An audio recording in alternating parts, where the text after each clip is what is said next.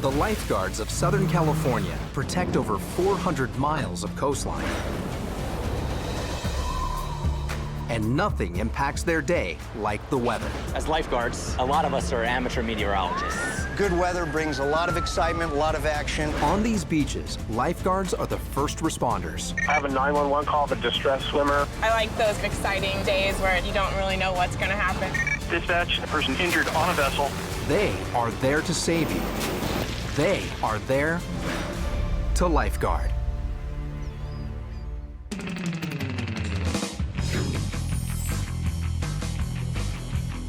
Huntington Beach, California is home to some of the most beautiful beaches in the world. And the area presents a unique weather pattern. Huntington Beach has its own set of weather characteristics. Offshore is fairly flat, but Huntington Beach does pick up waves quite well. So the waves in Huntington Beach are usually a little bit bigger than they are a little further north or further south. Today, a large swell is hitting Huntington Beach, causing new rip currents to form and putting lifeguards on high alert. We've had some really big surf over the last few days. For lifeguarding, these are extremely dangerous times for us because the bottom is extremely unpredictable. It's shifting, it's moving around, it hasn't settled in yet. So we're gonna see some pretty big rip currents, probably see some pretty good shore break. The ocean's gonna be extremely unpredictable today. Ultimately, it will be a day that sees 2 swimmers go missing before the sun sets. A day that will test the Huntington Beach lifeguards. Hey, it's Jester and Zero. Just looking at this rip. It's a big rip. There's 5 people or so. Rip currents are our main source of rescues down here. Basically, it's an outward current of water, and you can recognize it by the sandy. It's going to be brown and choppy, and that's how we notice them down here. Big rip opened up over here, and then when I went out, another kid got sucked out in a separate rip current. There's like an inside inshore hole, sandbar, another big inshore hole, so people getting on that sandbar and then jumping back in.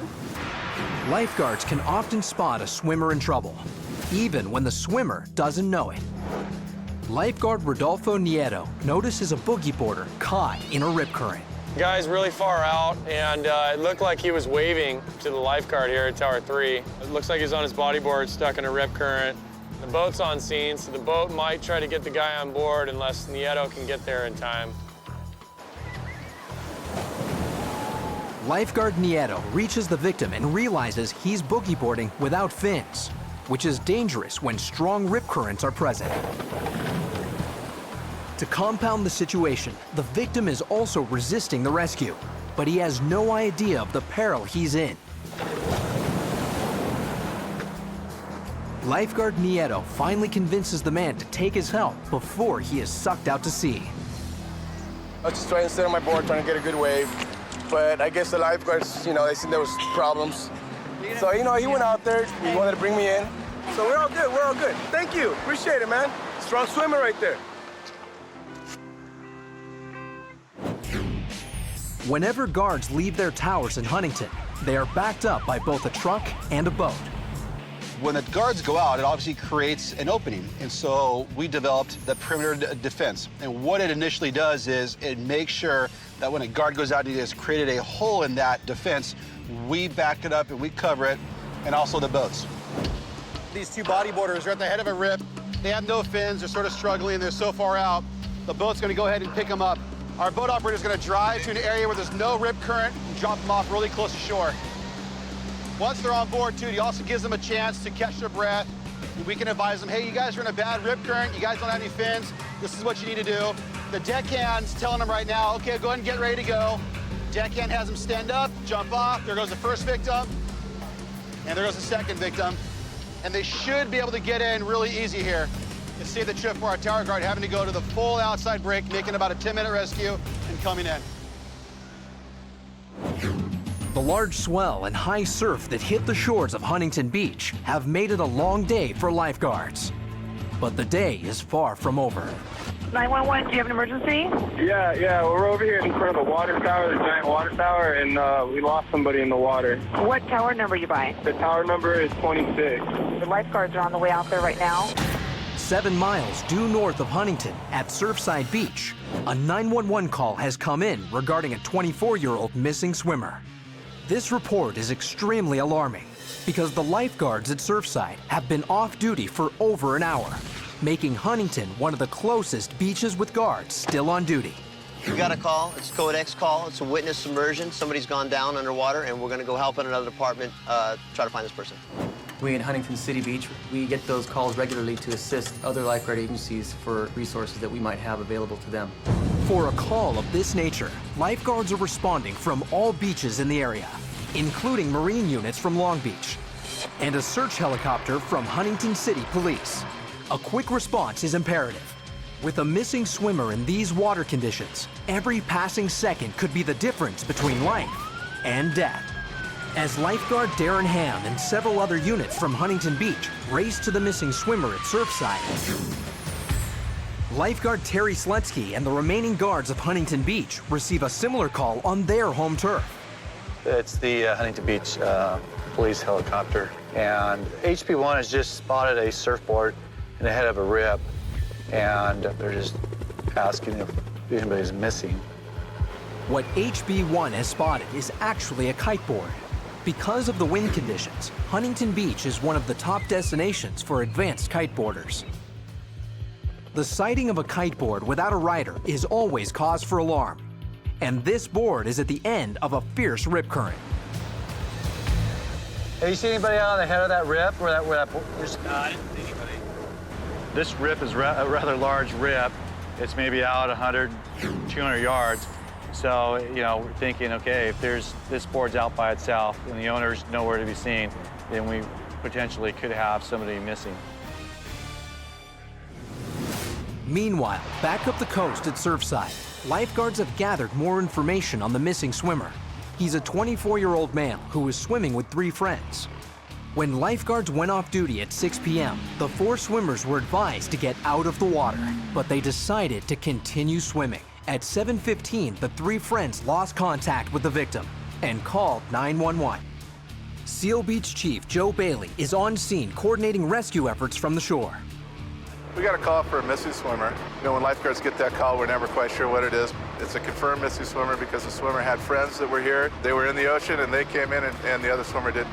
The first thing you want to do, you set a point last seen buoy, and then you start a search from that point. You know, we have a strong current out there. We had the person was last seen in a strong rip current, and so our current today with the pretty good surf is moving fast. So we're covering all the way down to the rocks on this beach, Surfside. Huntington Beach lifeguards, including Darren Ham, arrive on scene at 7:40 p.m. They called us in for extra resources, extra people to look, and basically we conducted line searches. In a line search, lifeguards line up shoulder to shoulder and search the area in shifts from the point last seen buoy, moving in the direction of the current. They will then double back and search the area in a grid-like pattern. You never know if the swimmer's on the bottom, just underneath the surface. So what the swimmers do is they dive down in a line, they try and kick in the same speed, and they come up at the same spot and do that over and over again. So, you know, these lifeguards are in great shape, and they're well-versed and trained in how to do this swimming, this rest, or the searching, and so that's what they're doing. Swimming down, swimming along the bottom, coming up, backing up a little bit to make sure they cover the whole ocean floor. Darren Ham has just finished his 3rd shift in the water. Basically, when a person goes down, they're full of water. They've basically inhaled water, so they're not floating anymore.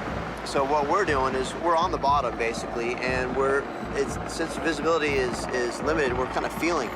We're still searching. Lifeguards generally work under what we call the golden hour rule, so we're going to search and assume the victim's alive for an hour, and we're going to keep searching tonight until the sun goes down. Back in Huntington Beach, lifeguard Terry Slutsky is continuing a search for a missing kiteboarder. Do you have a visual on the surfboard? All lifeguards direct their attention to the waves. Things happen quickly in the water. If the kiteboarder has gone under, lifeguards won't have much time. After several minutes, HB1 spots a possible owner. Maybe you guys could try to make contact with the green and black kite between Tower 10 and 12. It might be his board. He's kind of looking off out there. So I'm going to see if someone lost their board. As the helicopter begins searching for a victim at sea, lifeguard Slutsky hopes to find the owner safe on land. When you get on scene with the kite surfer, I think it's his because he's looking in that area and he doesn't have a board with him asking if it's white and the scabs were colored. Hey, is your board white? Yeah. HB1 from 5020. The kiteboarder that's 97 with me, he's the owner of the board. With the missing surfer found safely on shore, lifeguards can now focus on rescuing just his board. It's stuck at the end of the rip about 100 plus yards offshore. Just sitting there, not going anywhere. What happened, HB1 flew over. They saw the board, and they were like, hey, well, we missed anybody because the board's sitting out there at the head of the rip. Wow. I hit a wave on the way out, caught a little air wrong, kicked my board off. You know, just got pummeled by a few waves following. Usually the waves push it in. It's a drag to be sitting out here on the beach, boardless. How far is it out there? I don't know. Let me get an exact location for you. 0 from 20. Can you give me exact 20 of the board? Looks like right off of your 20, if not closer to tower 12. 10-4. You just got it. That's awesome. In Huntington Beach, a missing kiteboarder is something the guards never take lightly. But today, there's a happy ending. Thanks, Doug!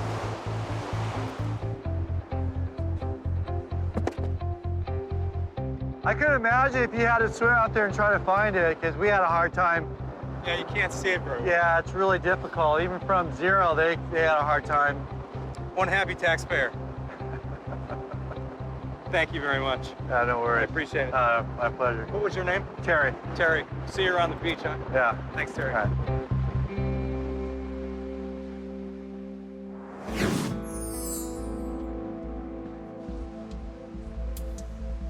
Back in Surfside, the search for the missing swimmer has gone on for over an hour and 25 minutes. And unfortunately, lifeguards have determined that the time of survival has passed. This rescue has become a recovery. At some point, it becomes more of it's a body recovery. You know, after a certain amount of time, the chances of survival are pretty much eliminated. We're pretty much at a point of doing body recovery, and now it's getting to the point where it's getting dark, increasing swell. It's kind of not very safe to continue the search. After searching into the night and exhausting their resources, the lifeguards find no sign of the missing swimmer. At some point, you got to be able to let go of it and just, you operate on a professional level, and at some point you just let go of it and you go home, maybe give your family an extra hug or two, tell them you love them an extra couple times.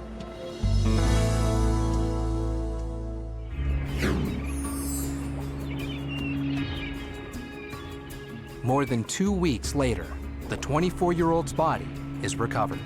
The victim recovery actually took place 15 days after the initial drowning. The body was found about 3/4 of a mile away at the end of one of the jetties, which is at a harbor entrance for Huntington Harbor. And then the body's passed on to the coroner and they completed their investigation.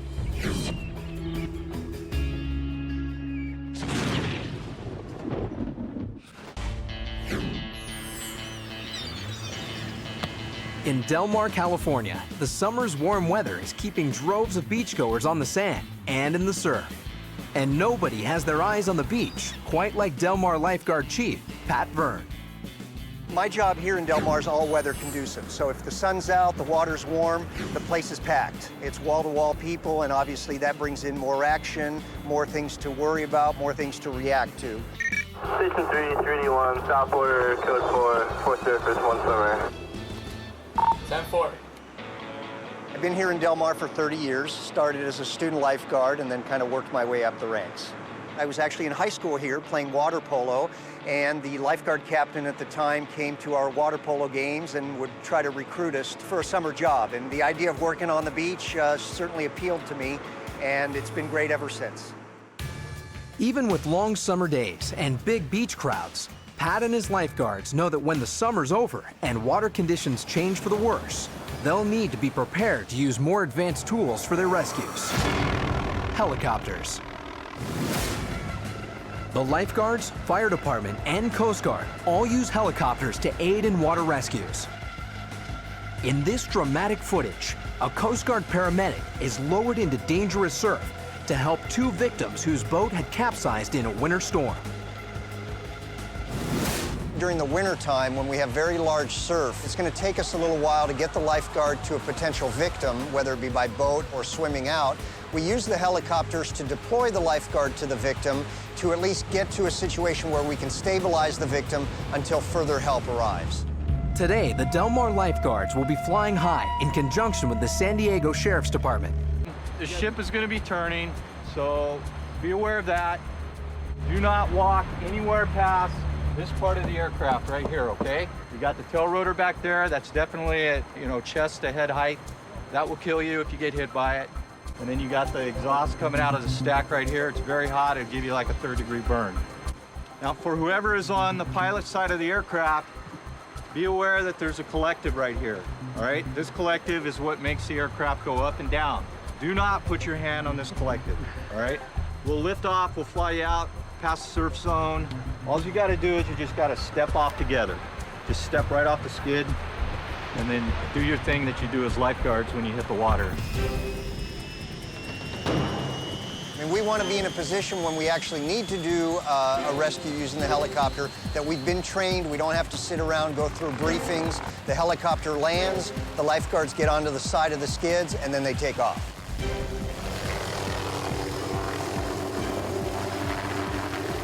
The very first time I was really scared. It's just it was so foreign and holding on to the outside of a helicopter.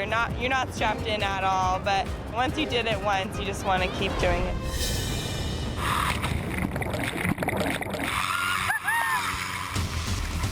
So awesome, man. That was good practice, wasn't it? For now, the conditions are calm. But a rescue during a winter storm would involve extremely volatile waters and a dangerous environment. So the guards must perfect their technique during today's training. Once the lifeguard's been deployed to the victim and stabilizes the victim, the way we're going to get him back to shore is using one of our rescue boats. So it's a critical component. No one knows whether the coming winter will produce large storm swells in Del Mar. But with today's training, the lifeguards will be prepared to handle the worst. So awesome. Loved it. Having the best trained lifeguards is probably the most important thing of my whole job. You have to have the best trained, you have to have good people, good motivation, and I think I definitely have accomplished that in Del Mar.